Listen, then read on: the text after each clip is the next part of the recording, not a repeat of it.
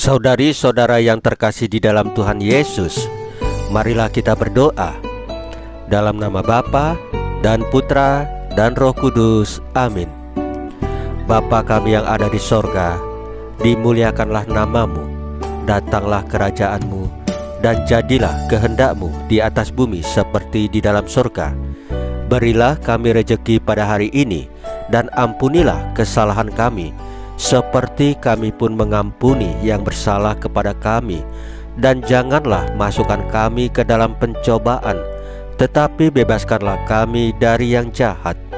Ya Roh Kudus, hadirlah saat ini untuk memimpin dan membimbing kami dalam membaca firman Tuhan Yesus dan merenungkannya, sehingga kami dapat mengerti maknanya dan dapat kami laksanakan dalam hidup kami sehari-hari di tengah masyarakat kami. Pembacaan Injil Matius pasal 22 ayat 1 sampai dengan 14. Inilah arti perumpamaan tentang perjamuan kawin dalam hidup kita sehari-hari.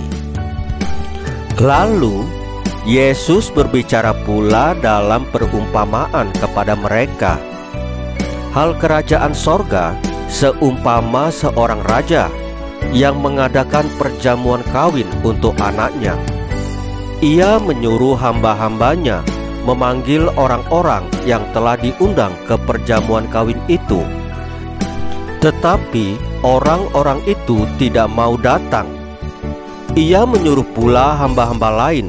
Pesannya, katakanlah kepada orang-orang yang diundang itu, sesungguhnya hidangan telah kusediakan, lembu-lembu jantan dan ternak piaraanku telah disembelih. Semuanya telah tersedia, datanglah ke perjamuan kawin ini. Tetapi orang-orang yang diundang itu tidak mengindahkannya.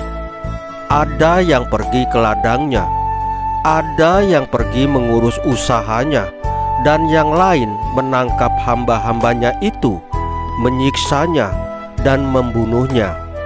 Maka murkalah raja itu, lalu menyuruh pasukannya ke sana untuk membinasakan pembunuh-pembunuh itu dan membakar kota mereka. Sesudah itu ia berkata kepada hamba-hambanya, perjamuan kawin telah tersedia, tetapi orang-orang yang diundang tadi tidak layak untuk itu. Sebab itu, pergilah ke persimpangan-persimpangan jalan dan undanglah setiap orang yang kamu jumpai di sana ke perjamuan kawin itu.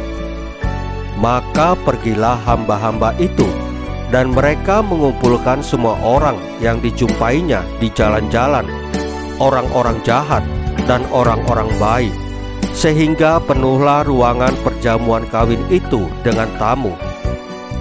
Ketika raja itu masuk untuk bertemu dengan tamu-tamu itu, ia melihat seorang yang tidak berpakaian pesta.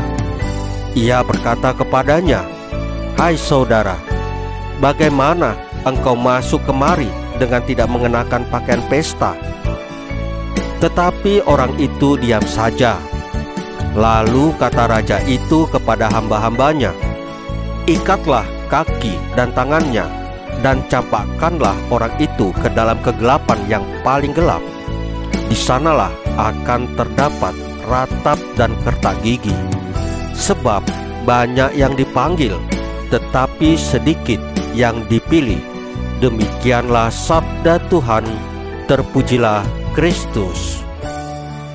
Saudari-saudara yang terkasih di dalam Tuhan Yesus, di dalam bacaan Injil hari ini berisi tentang Allah yang mengundang kita masuk di dalam hadirat-Nya agar mengalami keselamatan. Undangan keselamatan itu digambarkan dengan undangan untuk datang ke pesta perkawinan. Sayangnya, undangan itu diabaikan dan ditolak oleh orang-orang yang sudah diundang dengan berbagai macam alasan. Mereka lebih memilih untuk mengutamakan urusan hidupnya sendiri daripada hadir dalam pesta perkawinan tersebut. Orang-orang yang tidak mau hadir dalam perjamuan perkawinan itu mungkin juga menjadi gambaran diri kita yang kadang sulit untuk meninggalkan kesibukan kita.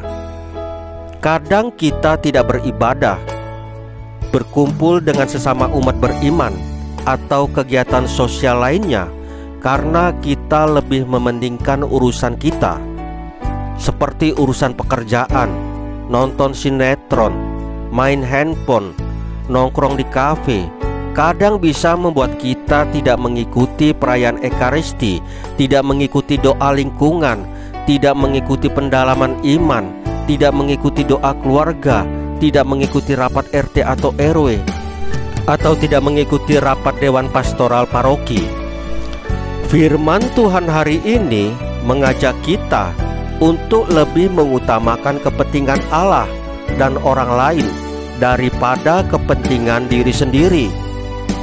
Sejak kita dibaptis, kita sudah masuk dalam daftar orang-orang yang akan diundang masuk dalam perjamuan abadi bersama Allah di sorga.